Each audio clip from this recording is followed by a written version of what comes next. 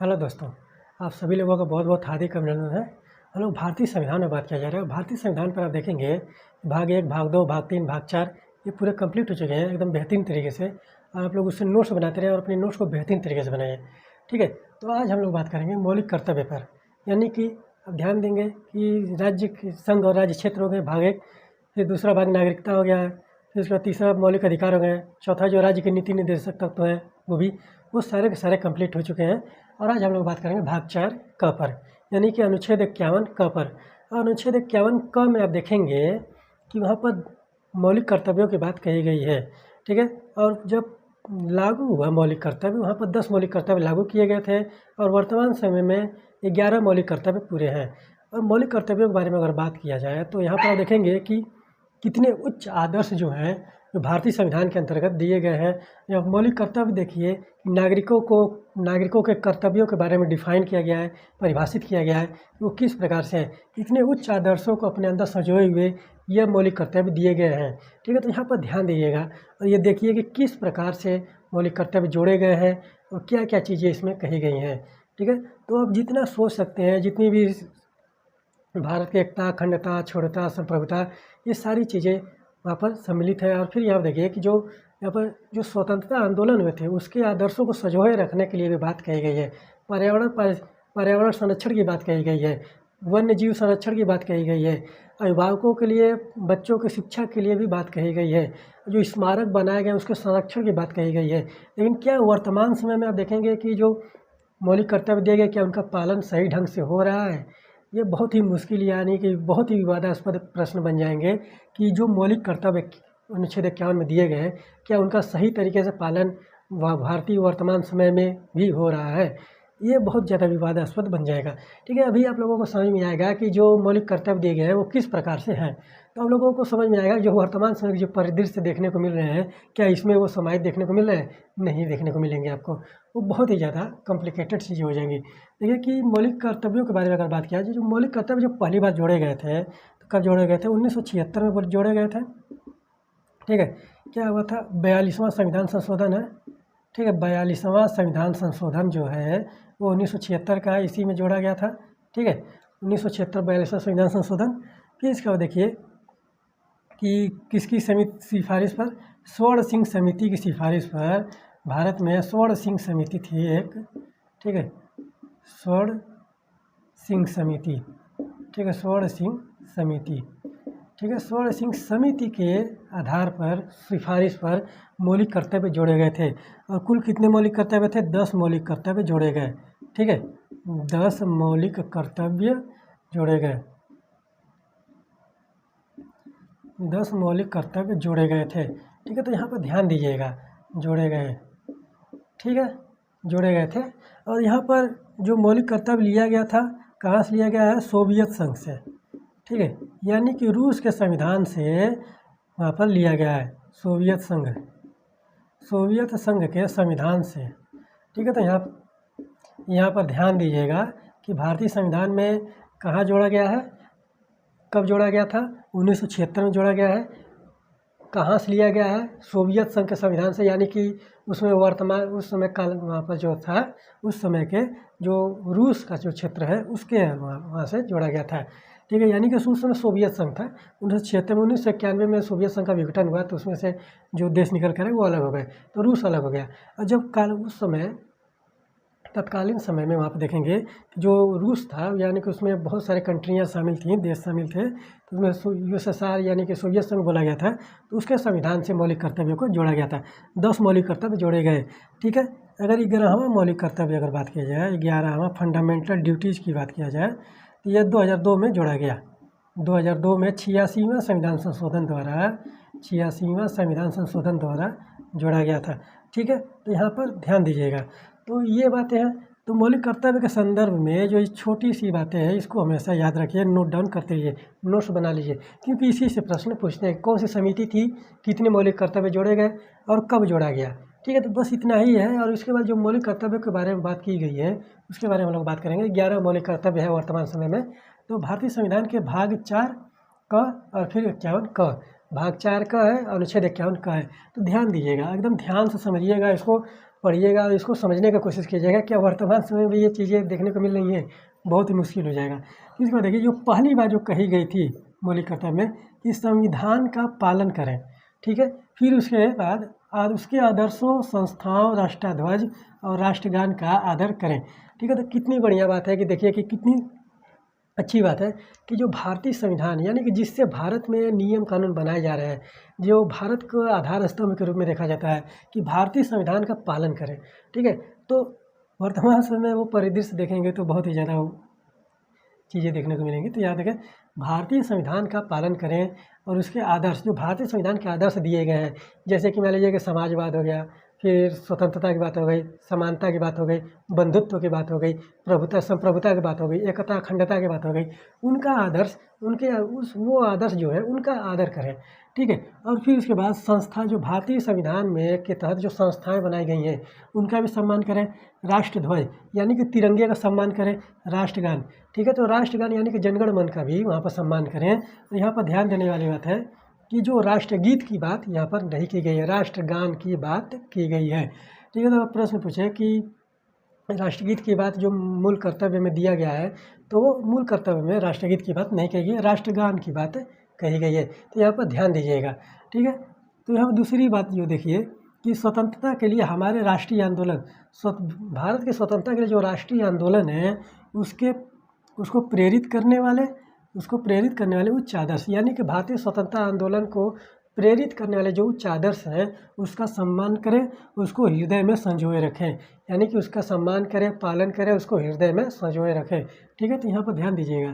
तो भारतीय स्वतंत्रता के लिए जो चीज़ उच्च आदर्श बनी, ठीक है, उच्च आदर्श बनी, जो राष्ट्रीय आंदोलन के लिए उच्च आदर्श बनी, उसको अपने हृदय में संजोए रखिए और उसका पालन करें और संरक्षण करें। इस प्रकार की बातें जो हैं यहाँ मौलिक अधिक कर्तव्य 51 ख में बात की गई है, 51 के दूसरे क्लॉज में, ठीक है, 51 ख के दूसरे क्लॉज में। इसके बाद तीसरी बात देखिए कि भारत की प्रभुता, एकता और अखंडता की रक्षा करें और उसे अक्षुण्ण बनाए रखें, ठीक है। तो यहाँ पर जो प्रस्तावना की बात की जाती है कि जो संप्रभुता की हो गई, एकता की हो गई, अखंडता की हो गई, तो उसकी जो अक्षुण्ण बनाए रखने की, यानी कि उसको निरंतर बनाए रखने की बात जो कही गई है वो मौलिक कर्तव्य के तीसरे खंड में कही गई है।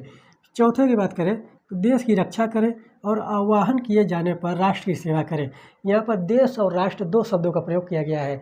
तो यहाँ पर ध्यान दीजिएगा कि देश और राष्ट्र और राज्य, क्या इन तीनों में कुछ अंतर होते हैं? हाँ, ज़रूर होते हैं, ठीक है। तो तीनों में अंतर होता है, आप लोग कमेंट करेंगे, सुझाव देंगे तो वहाँ पर उस पर भी बात किया जाएगा। तो यहाँ पर ध्यान दीजिएगा कि 2 शब्द का प्रयोग किया गया है, देश और राष्ट्र, ठीक है। राष्ट्र और देश के बारे में बात किया गया है, यानी कि इस तरह से कॉन्सेप्ट समझ लीजिएगा कि जहाँ पर बहुत सारे देश हों, राज्य हों, तो वहाँ पर देश उसको कॉन्सेप्ट बोला जाए, और उन राज्यों में जो लगाव होगा, जो एक एकत्रित होने का लगाव होगा और देश के प्रति जो लगाव होगा उसको राष्ट्र बोला जाता है। इसीलिए यहाँ पर देश और राष्ट्र दोनों शब्दों का प्रयोग किया गया है, राज्य शब्द का प्रयोग नहीं किया गया है, क्योंकि भारत में राज्य जो है बहुत ज़्यादा हैं, 28 राज्य हैं वर्तमान समय में। इसीलिए राज्य की बात नहीं की गई है, देश और राष्ट्र की बात की गई है, 2 शब्द की। तो यहाँ पर ध्यान दीजिएगा, ठीक है। और यहाँ पर ध्यान से पढ़िए, एकदम मन लगा कर पढ़िए, एकदम उस तरह से पढ़िए कि चीज़ें समझ में आए, ठीक है। हम बता देंगे फिर आप लोग उस तरह से ऊपर से चला जाएगा तो क्या मतलब। फिर उसके बाद देखिए कि देश और राष्ट्र की बात की गई है, और यहाँ पर 5वें में देखिए कि भारत के सभी लोगों में समरसता, फिर समान भ्रातृत्व की भावना फिर निर्माण करें, और फिर उसके बाद धर्म, भाषा, प्रदेश या वर्ग पर आधारित सभी भेदभाव से परे हों, ठीक है। और ऐसी प्रथाओं का त्याग करें जो स्त्रियों के सम्मान के विरुद्ध हों, ठीक है। तो यहाँ पर ध्यान दीजिएगा कि स्त्री की बात की गई है, यानी कि महिला की बात की गई है, यहाँ पर पुरुषों की बात नहीं की गई है, ठीक है।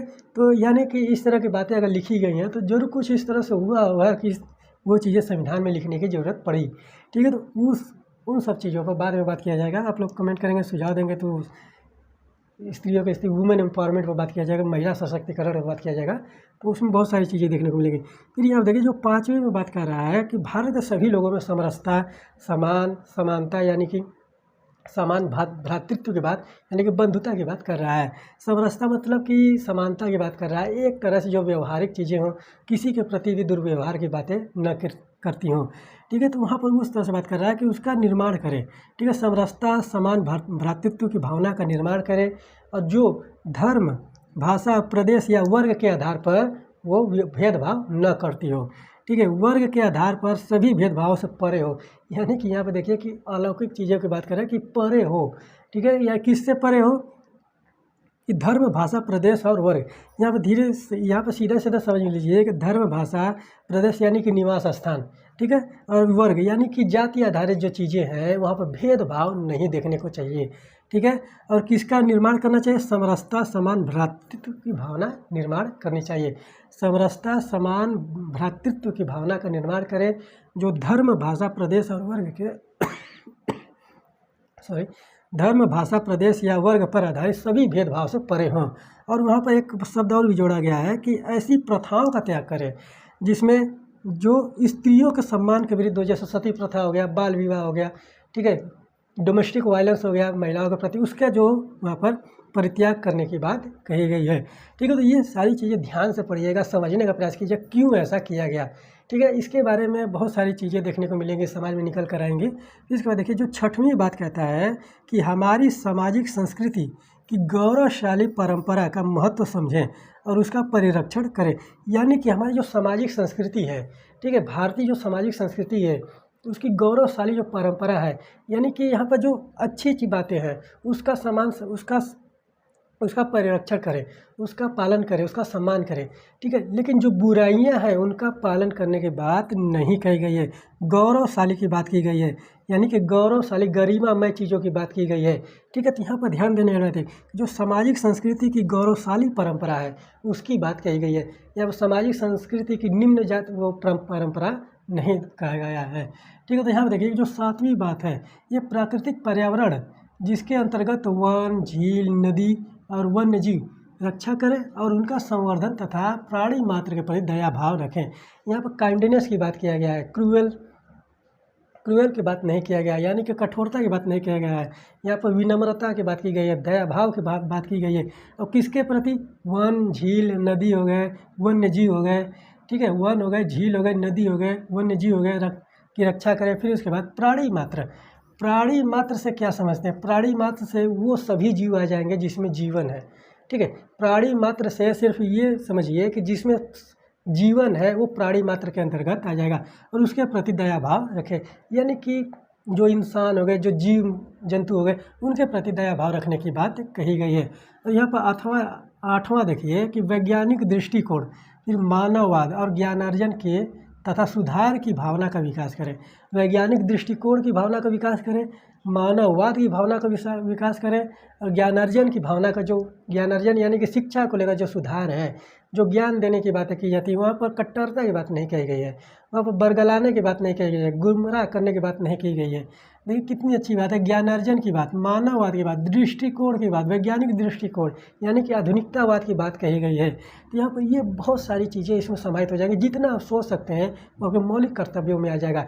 यहाँ पर निगेटिव चीज़ें नहीं हैं, ठीक है, यहाँ पर सिर्फ पॉजिटिव चीज़ें हैं, सकारात्मक चीज़ें देखने को मिलेंगी, वहाँ पर नकारात्मक चीज़ें नहीं देखने को मिली, उससे दूर रहने की बात कही गई है, ठीक है, उससे दूर रहे। जैसे कि यहाँ पर देखिए कि 9वीं भाग जो कहता है कि सार्वजनिक संपत्ति को सुरक्षित रखें और हिंसा से दूर रहें। सबसे बड़ी बात यही है कि अगर कहीं पर कोई भी प्रोटेस्ट हो रहा है तो सबसे पहले जो हानि पहुंचेगी सार्वजनिक संपत्ति को ही क्षति पहुंचाया जाता है, सरकारी संपत्ति को ही क्षति पहुंचाया जाता है। तो वहाँ पर उसको सुरक्षित रखने की बात कही गई है और यहाँ पर उससे हिंसा से दूर रहने की बात कही गई है।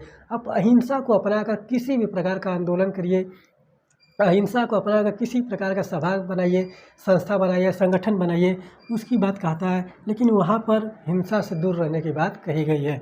तो यहाँ पर देखिए 10वीं बात जो है, व्यक्तिगत और सामूहिक गतिविधियों के सभी क्षेत्रों में उत्कर्ष की ओर बढ़ने का सतत प्रयास करें, जिससे राष्ट्र निरंतर बढ़ते हुए प्रयत्न और उपलब्धि की नई ऊंचाइयों को छू ले। तो यहाँ पर देखिए कि कितनी बड़ी बात है कि जो राष्ट्र के प्रति आप क्या कर सकते हैं, ठीक है। तो राष्ट्र के प्रति आप देखिए कि व्यक्तिगत और सामूहिक, ठीक है, व्यक्तिगत और सामूहिक गतिविधियों को के सभी क्षेत्रों में, ठीक है, यानी कि सभी क्षेत्रों में उत्कर्ष की ओर बढ़ने का प्रयास, सतत प्रयास करें।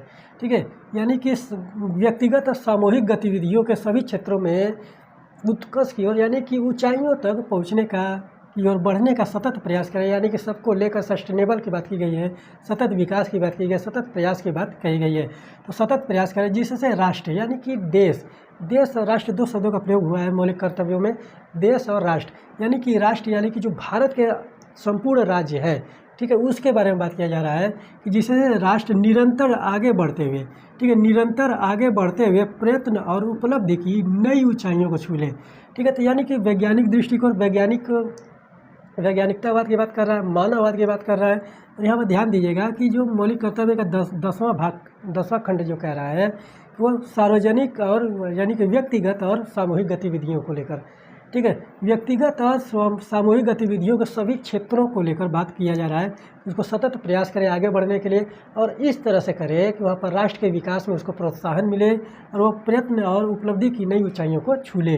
ठीक है, फिर 11वां बात करिए, 11वां की अगर बात करें तो ये जोड़ा गया था 2002 में।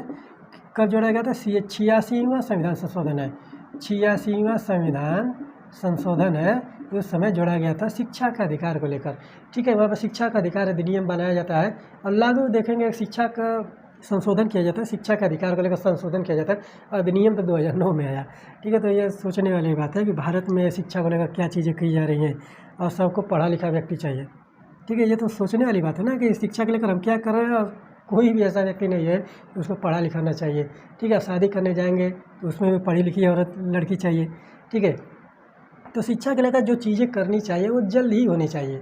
ठीक है, शिक्षा को लेकर तत्काल में चीज़ें हो जानी चाहिए तो वो सही रहता है। अब हम बात करें 2002 में संशोधन हुआ, 2009-10 में आया, 9 में अधिनियम आया, 10 में लागू हुआ, तो वो अलग बात है। ठीक है, फिर न्यू एजुकेशन पॉलिसी देखिए, वो भी अभी तक लागू नहीं हो पाया सही से। तो यहाँ पर ध्यान दीजिए कि यदि माता पिता संरक्षक हैं वह 6 से 14 वर्ष, यहाँ पर ध्यान दीजिएगा कि 6 से 14 वर्ष के बारे में बात किया जा रहा है। 6 से 14 वर्ष की आयु के वाले अपने यथास्थिति बालक या प्रतिपाल्य के लिए शिक्षा का अवसर प्रदान करेगा। ठीक है, उसे शिक्षा से वंचित नहीं किया जा सकता। तो शिक्षा को अवसर प्रदान करने की बात कही गई है कि कितने वर्ष के बालक है? 6 से 14 वर्ष के। ठीक है, तो यहाँ पर ध्यान दीजिए कि कितनी अच्छी बातें जो है मौलिक कर्तव्यों में कही गई हैं और उसका वर्तमान में परिदृश्य में देखिए कि क्या क्या चीज़ें यहाँ पर लागू हो रही हैं, क्या क्या चीज़ें कार्य किया जा रहा है। तो वो बहुत ही सोचने वाली बातें हो जाती है, समझने वाली बातें हो जाती हैं। अगर इसकी बात करें तो यहाँ पर वर्तमान में तो मान लीजिए कि उस तरह से स्थिति जो है अच्छी नहीं देखने को मिलती है। ठीक है, तो यहाँ पर आपका मौलिक कर्तव्य कंप्लीट होता है, भाग 4 कंप्लीट होता है, अनुच्छेद 51 का कंप्लीट होता है। कल हम लोग राष्ट्रपति पर बात करेंगे और यहाँ पर संसदीय कार्यपालिका जो है वो लेकर चला जाएगा, संघीय कार्यपालिका को लेकर बात किया जाएगा। तो आप लोग यहाँ पर नोट्स बनाते रहे, नोट्स को बेहतरीन तरीके से बनाएं। चलिए, तब तक के लिए धन्यवाद, कल मिलते हैं।